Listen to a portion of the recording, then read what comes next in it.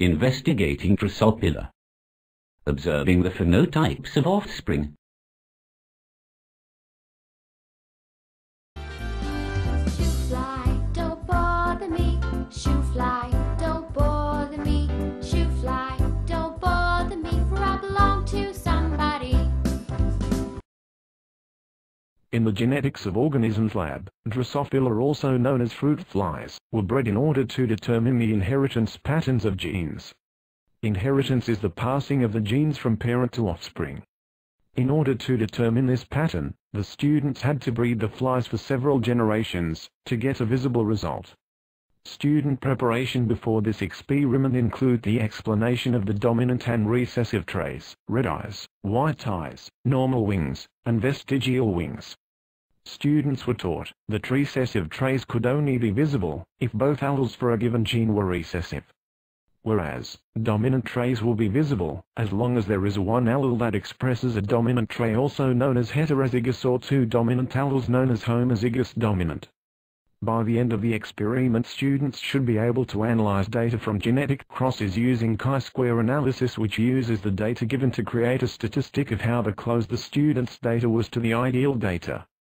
Students should also be able to predict the outcome of percentage of offspring with a given trait when given the parent's genotype.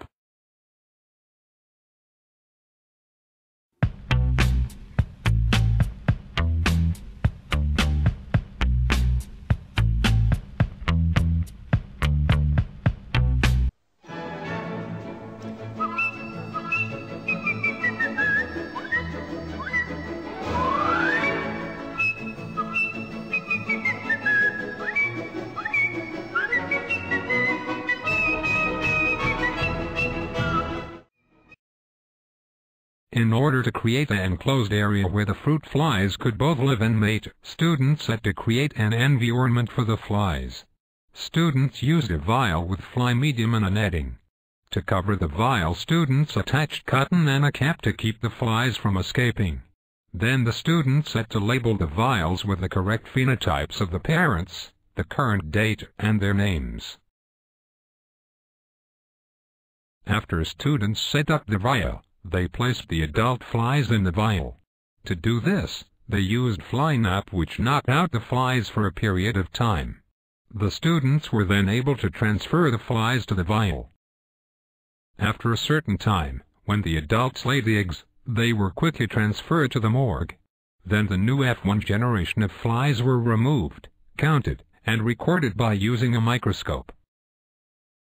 The same steps above were taken in order to produce an F2 generation, setting up the vial, letting the F1 generation breed, using fly nap, taking the F1 generation to the morgue, and then the students recorded the phenotypes of 50 to 100 flies and eventually transferred to the morgue.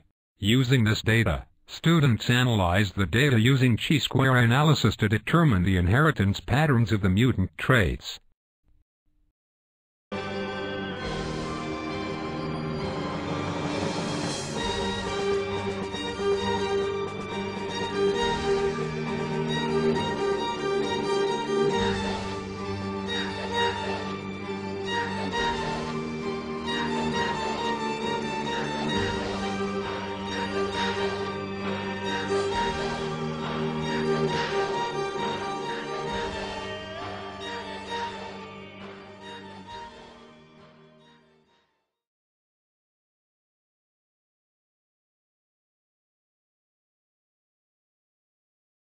In the Genetics of Organisms lab, the students cross the adult flies to observe the patterns of inheritance in each of the flies.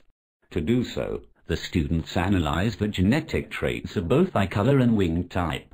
Unlike our expected data of the flies, the F2 generation that the students had bred had no white flies. The actual data was also greatly over the amount of expected red-eyed females and males. The vestigial trait was autosomal recessive and the white eyes were sex-linked recessive. After doing chi-square analysis, the results were far off the expected results. Our chi-square value was 87.5069 and our degrees of freedom was 7 because of our 8 classes. The p equals 0.05 and our critical value was 14.06700.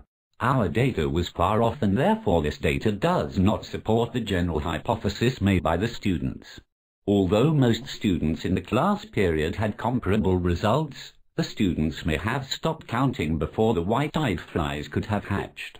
If this occurred, our data would be off compared to the expected results. Students may have also miscounted or bred the wrong types of flies to get an off result. Just as Mendel had done with the pea plants, the Genetics of Organisms lab was a great example of inheritance patterns.